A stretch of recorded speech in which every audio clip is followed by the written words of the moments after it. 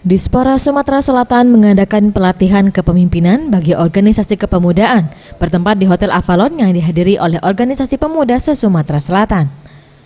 Ahmad Yusuf Wibowo, Kadispora Sumsel, usai membuka kegiatan tersebut mengungkapkan, melalui kegiatan ini setidaknya dapat memotivasi peserta untuk menumbuhkan jiwa kepemimpinan serta organisasi pemuda dapat menjadi magnet untuk menarik para generasi muda untuk belajar menjadi seorang pemimpin serta berwirausaha sebagai pengembangan minat dan bakat.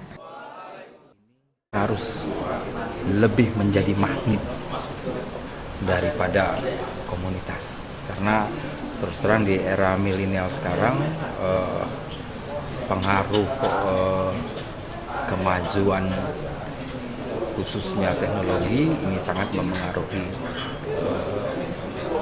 kemajuan lain. Jadi OKP dapat merangkul semua pemuda di usia 16 sampai 30 tahun, dan ia akan lebih menjadi magnet daripada organisasi kepemudaan yang lain.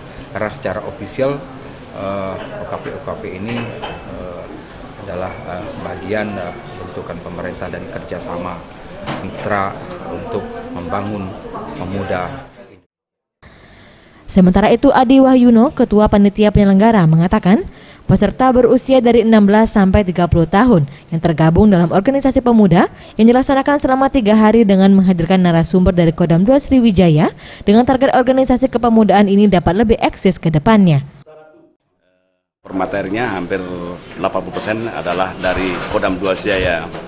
Kita fokuskan di kepemimpinan bagi OKP pemuda yang di Sumatera Selatan, supaya ke depan OKP betul-betul apa yang diharapkan oleh Kepala Dinas Pemuda betul-betul hidup dibandingkan dengan kelompok-kelompok atau